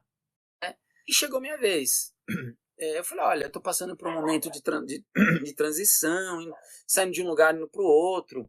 De repente, um espanhol, Rodrigo, fala assim, irmãozito, mas quantos livros? Porque assim, quando você vai nesse lugar, você só coloca o seu nome. Ninguém sabe de você. Eles não querem saber. Né? E ele começou a falar de livro pra cá, de livro pra cá, de livro pra cá, de livro pra lá. Eu falei, meu Deus, como que ele sabe o negócio do livro? E do meu lado tava esse cara aí, o canalha. Só que é um médio só. Você faz uma pergunta e um médio só responde. Só que tem uma moça negra. Ela fala assim pra chefe dela, mestre não sei o que, olha, posso falar com o Maurício num particular? Ele pode descer aqui? Ela falou, mas é importante, é muito importante. Quando eu desci... e ela começou a falar, enquanto eu desci, ela falou, não, de fato, o que o Pablo está falando, nosso irmão Pablo, nossa, os livros acompanham o Maurício, né? Porque eu falei meu nome e tal. Quando eu chego lá, ela fala umas coisas assim para todo mundo escutar, ela me dá um abraço. O que ela fala para mim, Rodrigo? Cuidado que você vai ser enganado. Olha só. Passado mais ou menos alguns meses, 8 meses. Que isso, a mulher é cabulosa. Eu já tinha visto. Cabulosa. Aham. Cabulosa. Passado alguns meses, vou falar isso que é uma história muito louca. Passado alguns meses, lá na Augusta tinha um monte de gente que vende livro. Provavelmente você já passou ali, tinha um monte de gente que vende livro. Aí apareceu um cara do nada. Um cara do nada. Não conhecia esse cara. Fui falar com ele. Tô vendendo aqui agora, porque não sei, que legal, cara. Só que de repente esse cara começou a guardar os livros, as caixas de livros dele, no escritório desse cara que era meu sócio. Onde ficava esse escritório? Na mesma galeria que eu tava, só que no andar de cima. Eu falei, gente, que estranho isso. História esquisita. Enfim, mas nem lembrava do sopro da mulher, da médium. Sim. Aí, de repente, um dia, pra fechar, cara, umas 30 caixas foram subindo no escritório dele. Eu falei, gente, o que é isso? Tá estranho isso aqui. Eu fui perguntar pra ele, ô, canalha. Vou parar de falar esse nome, tá? Ô, rapaz, Cara, e essas caixas são livros do rapaz também. Nossa, quanto? Você falou que ele mora numa pensão. Não, ele ganhou. Ah, é? Ele tá guardando aqui, coitado do cara, não sei o que, não sei o que. Beleza. No dia seguinte, fui tomar café onde eu sempre tomava ali na Livraria Cultura. Eu encontro uma amigaça dele, que era uma advogada dele, sei lá o que era dele. Ô, Maurício, tudo bem? Tudo e você? Mas peraí, o rapaz falou que você desistiu dos livros, que você foi morar em outros lugares. E eu? Não. Ó, Continuo com a mesma livraria na Rua Augusta. caraca. Ele falou, o rapaz, que você entregou pra ele a loja, que assumiu. Eu falei, não. Nossa. O que aconteceu, para resumir? Ele pegou uma doação que eu ganhei de uma grande cliente minha, que foi embora do Brasil, uma arquiteta, foi para a Argentina e doou toda a biblioteca dele para mim. Só que ele pegou, porque ele tem carro, eu não dirijo. Olha que loucura, cara. E naquele instante dessa quebra, começa Traição. as estantes de... Hã? Dessa traição. Dessa traição. Mas nesse instante, eu falei toda essa história para falar da estante de madeira, que começa as estantes de madeira. E finaliza, porque assim, foi nesse instante que um vizinho meu, ali da galeria, que tem um sebo de gibi, Maurício, eu tenho umas 6 estantes de madeira, te interessa? Então começou ali. Ali eu lembrei da minha visão. Passado muitos anos, já aqui em casa, e eu comecei a fazer a tal estante, finalizei, e hoje toda a livraria aqui de casa, né, eu moro na livraria aqui no bairro do Butantã, na Vila Indiana, deve ter em torno de 12 mil livros aqui, todas as estantes são de madeira, e não é por acaso, por algum motivo está aqui, entende? Então, assim, a gente tem que prestar atenção, lógico, tem gente que não consegue visualizar isso que eu estou te falando. Então, cara, as coisas acontecem. Né? É isso que eu estou falando. Isso é muito louco, porque assim, não é à toa que eu estou na livraria. Sim. Eu não tenho um emprego formal, eu consigo estudar, eu consigo ler. Lógico que é corrido, eu estou cansado, estou com olheira, mas eu não tenho um patrão, não tenho nada disso. E se não fosse isso, talvez eu não conseguiria estar aqui falando com você. Sim. Sim. Então, eu percebo que meus ancestrais me conduziram a isso. Conduziram a estar aqui, a fazer um mestrado, a pintar. Isso não tira o mérito dos meus talentos, mas eles me conduziram, eles me conduzem. E o ponto de partida foi lá atrás, né, com meu tio, que foi o que vai me iniciar nesse mundo, e depois aquele ponto de partida com os cães, né, que me apresentou a realidade que a gente não pode se distanciar, né? Que é o contato com o sagrado. Eloy, e cara, e hoje sobre a livraria, ela é voltada especificamente para esoterismo ou não? Como é que é a sua curadoria? Como é que você lida com isso aí? Legal. A minha livraria tem como destaque filosofia, sociologia, história, psicanálise. A minha livraria, um tempo atrás, quando era na Augusta, foi considerada a melhor na parte de filosofia. Eu bati até o Seu Messias, que é um sebo grandão. Na época também, eu fui destaque na Folha de São Paulo, na época. Era um espaço legal ali, cara, mas só que era pequenininho. Então, a minha especialidade aqui, ela cai mais na área que a gente chama de humanidades, né? Por quê? Eu atendo muito universitário, mas eu atendo público geral. Também tem esoterismo, eu só não trabalho muito com livros de administração e direito. É uma área que não tenho muita saída, então eu desisti dessas áreas. Se aparecer uma coisa ou outra que eu acho que é relevante, eu pego, mas eu não me concentro nelas, tá? Esoterismo, eu já tive muita coisa rara. Eu já tive um necronômico em latim. Caraca, que doideira. Eu vendi pro cara da banda Angra. Sei, Sabe aquela banda Angra? Tô ligado, sim, que demais. Então eu vendi, ele deu de presente pra esposa dele. Isso é raríssimo. Era do Zé Alves, o Zé Alves me passou. Eu já tive muitos livros na área de ocultismo de alto nível, né? Porque tem isso também, né? Mas assim, o meu forte é psicologia, principalmente filosofia, história. Então, quem quiser conhecer, me segue lá no Instagram, Sebo Chama de uma Vela. E eu queria também falar do meu livro, se puder, não sei se dá tempo. Calma. Sim, mas fala de @sebo. @Sebo Chama de uma Vela. Chama de uma Vela. Ótimo. Por que Chama de uma Vela? Essa história é legal também. Se você quiser, eu te conto. Sim. Tem a ver com xamanismo? Olha, de tabela tem. Quando eu morava em Guanás, a gente não tinha luz elétrica, lembra? Aham. Cara, através da iluminação da vela e da própria sombra da vela, eu fui para mundos não humanos. Uhum. Foram as velas que me conduziram aí para esse mundo não humanos. Eu brinco no meu livro aqui, eu trago esse momento da minha vida para o meu livro, né? O segundo momento é um livro de filosofia do Bachelard, que estuda a poética da chama. E o terceiro momento é a cena penúltima do filme do Tarkovsky, onde um homem dentro de um hospício abandonado tenta conduzir de uma ponta para outra, no meio de um lugar cheio de água, uma vela acesa. Ele só consegue na terceira vez. E nessa terceira vez ele morre. Então, Chama de uma Vela corresponde a essas três histórias, né?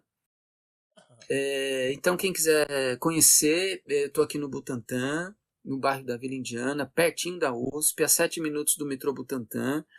Uber você leva 5 minutos, bicicleta você leva 7 minutos, enfim, é muito perto. Dá para vir a pé, demora uns 15 minutos.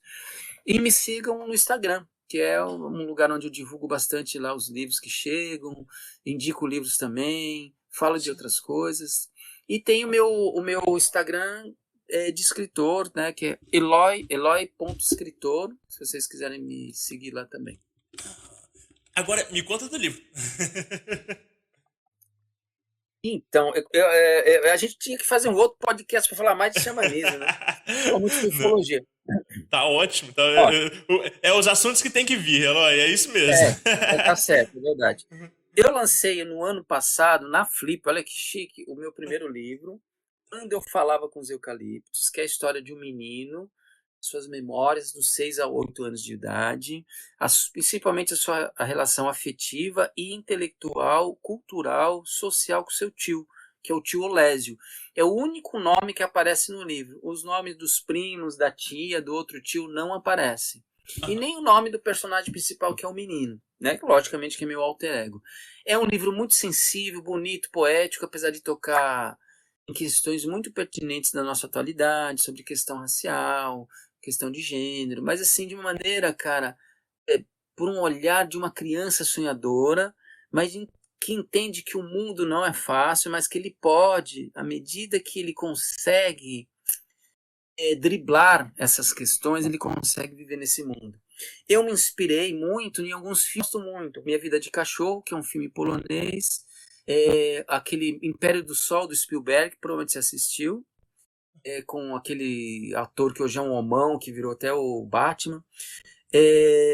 Leolo, que é um filme canadense, e A Paisagem na Neblina, que é um filme grego, cara, um filme lindo, lindo, difícil o filme, sim, mas bonito. Então, esses filmes foram resgatando, e eu escrevi esse livro numa lanchonete, eu sempre escrevo lá, já estou escrevendo 2 livros lá, eu dei uma parada por causa do mestrado, né? Então, assim, escrevi numa lanchonete, e eu lancei ano passado na Flip, e assim, é uma editora pequena, né? Agora ela conseguiu fechar como chama? Com as distribuidoras, estão nas livrarias, né? Eu sempre falo da livraria Drummond, ali na Avenida Paulista, estou até divulgando ela aqui, porque ela destacou meu livro. Então eu faço questão de quase todo dia divulgar, olha, vão lá na livraria Drummond. E a moça, meu amigo foi lá e falou, Maurício, a moça falou que o seu livro é bastante vendido. Então, estou feliz, Que né? legal. Eu me inscrevi aí numa premiação, vamos ver, eu não sei o que vai dar. Eu queria inscrever no Prêmio Jabuti, mas, cara, eu acho um absurdo uma entidade cobrar do escritor para você participar de um evento de premiação. Eu acho absurdo. R$ 500 para você se inscrever, eu acho absurdo. Sabe, você tem leis de incentivo que essa instituição poderia, né? Eu acho uma coisa esquisita, enfim. Vários escritores pensam como eu, mas vamos deixar para lá. Então, Quando Eu Falava com os Eucaliptos, é um livro sensível, bonito, legal, tem histórias de assombração, mas também tem a visão de um menino da periferia que está vencendo na vida.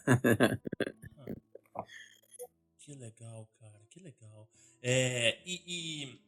E você, nesse livro tem alguns algumas vivências de xamanismo, assim, ele é um romance, é uma espécie de romance, assim? Esse tipo de literatura a gente chama escrita de si, porque ela não é autobiográfica e não é uma biografia, mas Sim. ela tem elementos da minha realidade, Uhum. mas ela está em forma de literatura. Sim, tem um personagem ali que é um indígena. Eu não vou falar muito, mas, cara, esse indígena, ele se apresentou para mim 2 vezes.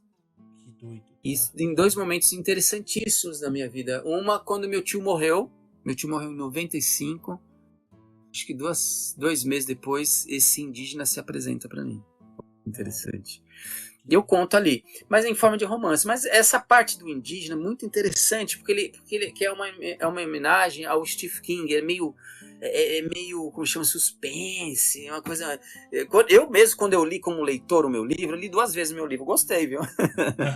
Essa Legal. parte... Essa parte, cara, eu vi uma coisa meio macabra, assim, mas meio misteriosa, além dessa parte. Porque eu faço isso, eu fiz isso no livro, presto homenagem até mesmo à literatura de uma forma geral. Mas tem uma parte também que eu vou fazer uma oferenda numa encruzilhada. Isso foi real também, tá? Onde vai meu tio e o meu primo. Cara, foi um dos dias mais esquisitos da minha vida, porque imagina Guaianazes... À meia-noite, não tem luz elétrica, barulhinhos de grilo, sei lá o quê. Enfim, cara. Eu fiz. E eu falo que fiz uma mandinga. Fui pesquisar a mandinga. No meio do livro, eu pauso a literatura e vou para a informação. E eu dou uma referência histórica, sociológica e etimológica da palavra mandinga. E ele volta ao personagem. É isso que o pessoal achou interessante. Então, assim, tem coisa de xamanismo ali, com certeza tem. Bom, só de falar com os eucaliptos, né, já é uma coisa ligada ao xamanismo, né? Sim, total. Eloy, vamos falar de Diário Mágico? Opa!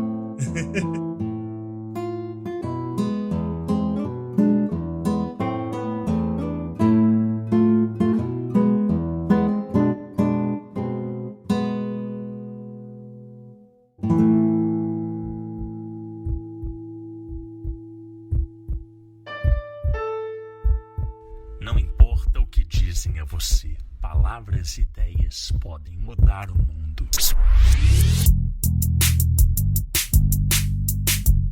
Diário Mágico. Cara, você é escritor, você tem toda essa relação com livros e tudo. Você tem algum método de registro, seja dos eventos da sua vida, seja, sei lá, a anotação das ideias para os livros e tal? Como é que você lida, assim, com essa organização textual? Isso existe, Eloy, ou não? Existe. Eu acho assim, eu penso assim, como eu sou muito ligado a essa questão do mistério, é isso que você falou, a gente, né, cara? Quando a gente percebe que a gente é a gente, porque às vezes a pessoa passa a vida inteira e não percebe quem ela é. Aham. Então, fenômenos também epifânicos acontecem no momento da escrita. Sim. Então, assim, como pode um homem de 50 anos lembrar de coisas de 6 anos? É possível? É possível. É difícil, mas é possível. Então, por algum momento, no momento da escrita, eu faço quase que uma escrita meio automática, principalmente desse livro aqui. Só que eu puxo os elementos, por exemplo, a capa do livro são 6 desenhos meus, né? Uma árvore, que é o eucalipto, o banheiro, o fusca, o pinico, o rádio e a vela. Quando o que eu fiz? Eu pegava uma folha e pontuava essas palavras que tinham a ver com os meus momentos ali de experiências. E quando eu colocava a palavra eucalipto, vinha tudo, cara. Do Fusca veio toda a lembrança. Porque assim, vamos pensar que a lembrança, ela é também química, ela é biológica. Sim. Ela é espiritual? Lógico que ela é. Mas também ela é química. Então, quando uma imagem, como eu sou disléxico, eu vou muito para a imagem, quando eu vejo o eucalipto desenhado, eu falei, putz, aí veio toda a lembrança do eucalipto. O do banheiro, não sei se você deve ser bem mais novo que eu, lá em Guaianazes, até em outros lugares, não tinha banheiro dentro de casa, era fora. Então, cara, de noite a gente usava pinico. Era um fedor do cão. Caramba. Um fedor do cão, aquele pinecaiada de xixi, né? Lembra disso? Só que o banheiro, eu vi o banheiro como um portal do mal. E que a gente poderia ser sugado. Isso era real. Então eu crio de maneira de literatura um ambiente Stephen Kingiano de novo. Entendi. Sabe? Mas eu enfrento o banheiro. Eu vou no banheiro. Com medo, mas eu vou. Eu acho isso interessante, porque isso aí parece que não, né? Mas tem a ver também com a questão xamânica. Porque no livro eu apresento o que eu chamo de não-mundos. Esses não-mundos, eles existem. Que não tem nada a ver com o mundo espiritual. É outra coisa, cara. É uma coisa que a gente não consegue explicar. A gente inventou uma realidade. Hoje a ciência já fala que há uma possibilidade de ter 12 dimensões. Sim. E um dia a gente vai conseguir atravessar essas dimensões. Né? Um dia a gente vai conseguir. A partir do momento que o homem conseguir dominar a molécula, aí duvido que ela não consiga, cara. Já tem aí divulgando que não sei em que país foi, que eles estão conseguindo produzir um líquido que lembra o Exterminador do Futuro. Sabe aquele exterminador que o cara vira líquido? Caraca. Já inventaram isso. Que demais. Então, já inventaram, enfim. Então, assim, o meu processo de escrita, lógico, hoje eu tô. Cada vez que você escreve, isso é legal, Rodrigo, você vai amadurecendo a sua metodologia. Na faculdade é outra coisa, porque você tem que seguir as regras rígidas da ABNT. Eu tô aprendendo isso agora, por isso que eu escrevi um romance, é outra coisa. Eu sou disléxico, então eu entreguei o livro para a editora, tinha um monte de erro. Ela que vai resolver. Esse é o papel do revisor.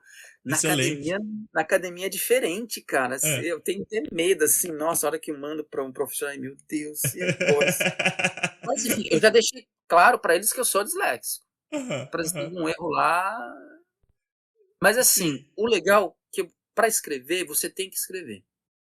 Muitos falam assim, mas você tem que ler bastante. Necessariamente não. Sim. Necessariamente não. Você tem que ler, lógico que você tem que ler. E ler é um prazer, ler é importante. Mas eu acho que para escrever, você tem que escrever. Escrever. Porque vem tudo, cara. É um processo mágico mesmo. Eu falo que é um ato mágico. Escrever é um ato mágico.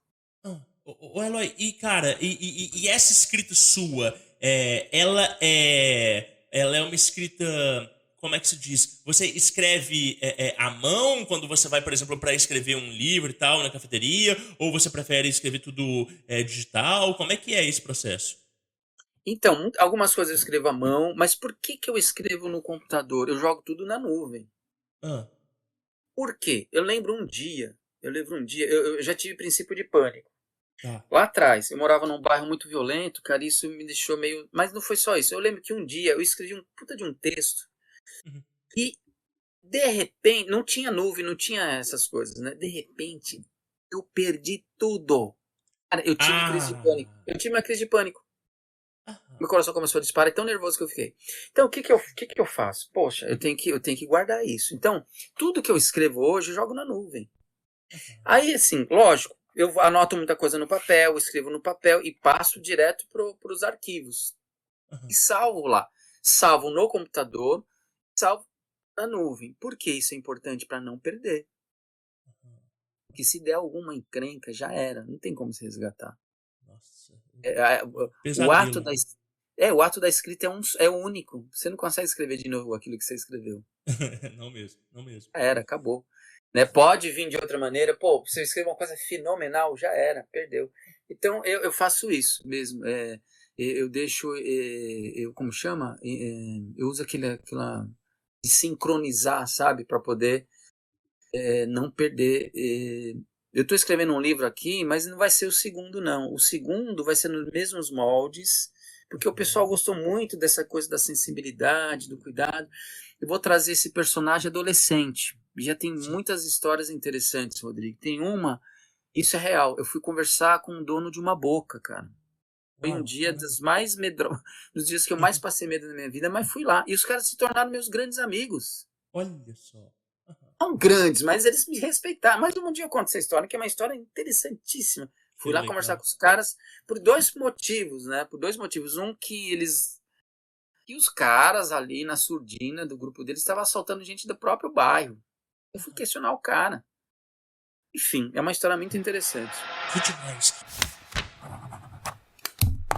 Eloy, cara, pra quem nos ouviu até aqui, deixa uma mensagem final, um conselho, assim, pros ouvintes do Diário Mágico, pra quem gostou desse papo e tudo. Legal. Né? Que você acha que é relevante de ser dito hoje pra um cidadão do mundo?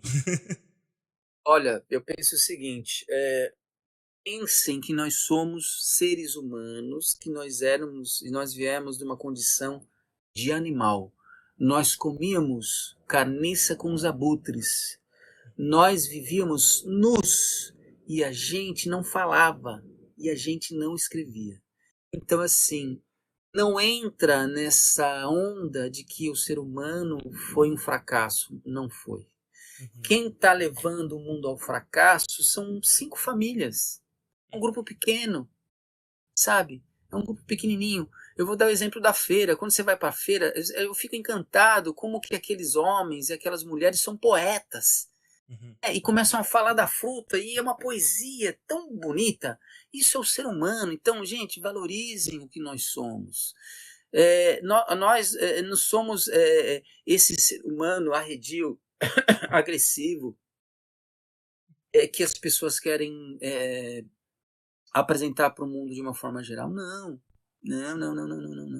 Nós somos pessoas que nós nos emocionamos, a gente chora, a gente fica encantado, né? A gente ri. Então, assim, vamos pensar nesse lado afetivo, porque assim, o que falta muito, Rodrigo, é afeto. As pessoas estão deixando de ter afeto, cara. Sabe assim? Abrace o seu amigo, sabe? Brinque com o seu cachorrinho, fale com as suas plantas. A gente chegou aqui pro nosso mérito. Infelizmente, a gente pode destruir tudo por competência de um grupo pequeno. Sim.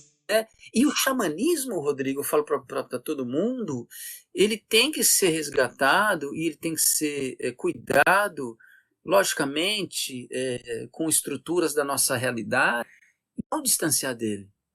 O xamanismo não é uma religião, ele é uma estrutura que nasce com essa espécie. E graças ao xamanismo que a gente foi para a fala, e graças ao xamanismo que a gente foi para a escrita, a gente foi para a culinária, a gente foi para a criação da vestimenta. Então, assim, o meu recado é um recado mesmo.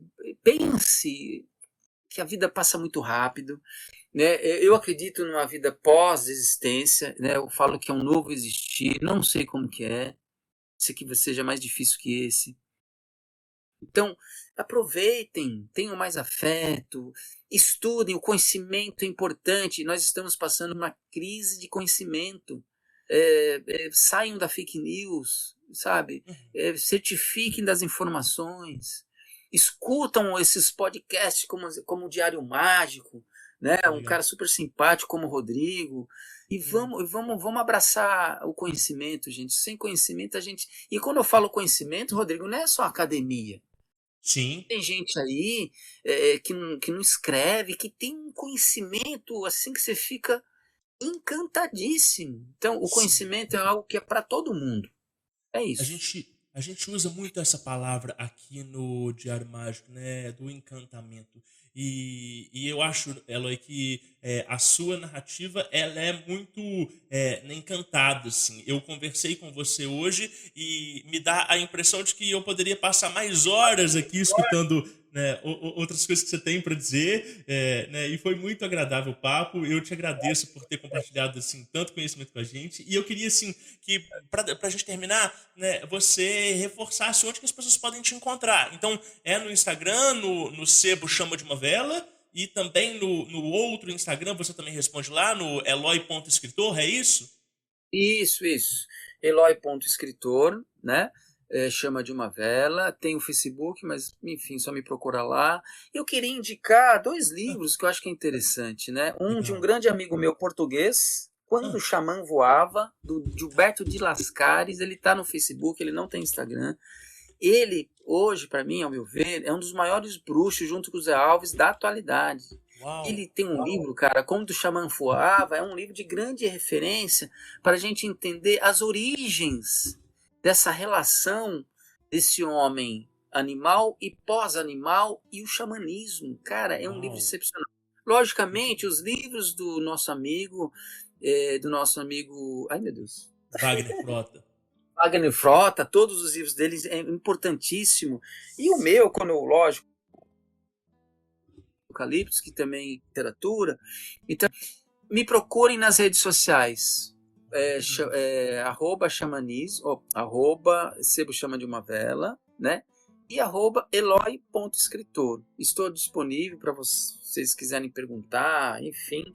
E eu queria depois, se você quiser, passar algumas imagens interessantes que, de repente, você pode passar para o seu público, né? Sim. A gente entender como que é de fato o xamanismo. A gente falou, tinha muita coisa que era para falar, a gente pode até marcar um outro dia. Por exemplo, existe um movimento, Rodrigo, só para fechar, nos Estados Unidos, que chama xamanismo de plástico. O que é isso? São nativos, junto com cientistas e filósofos, tentando mostrar para o mundo o que de fato é o xamanismo. Porque o xamanismo você não tem como definir, porque o xamanismo é uma palavra antropológica. Dentro do xamanismo existem vários xamanismos. Só para fechar, a palavra xamã, ela se escreve samã, ela é de origem siberiana, e ela não tem tradução, mas ela tem um significado muito interessante. Xamanismo é aquele que vê no escuro ou aquele que faz no escuro. Olha que interessante. E não é por acaso, o meu nome Maurício é de origem lá de trás, né? Significa homem de pele escura, ou aquele que vê no escuro. Porque Maurício vem da palavra mouro. Mauro é diminutivo de Maurício. Os mouros, homens de pele escura. Só que nas suas origens é o mesmo significado para xamã. Isso não quer dizer que eu sou um xamã. Mas isso quer dizer que o xamanismo está em mim até no meu nome.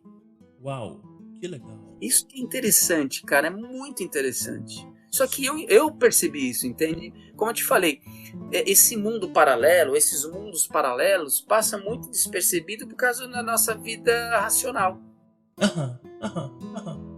Total. Que demais. Maurício, foi um prazer trocar ideia com você, cara. Muito obrigado, foi muito legal mesmo. E quem sabe a gente não troca ideia depois no futuro, num outro episódio. Pode contar comigo.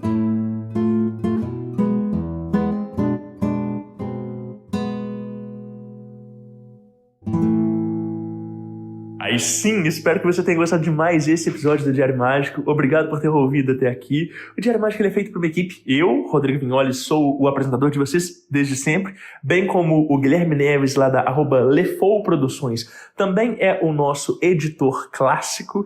E a gente tem na arte de capa o João Paulo Ponciano. Você pode acompanhar todas as capas que ele vem produzindo pra gente lá no nosso Instagram, no @Diário Mágico.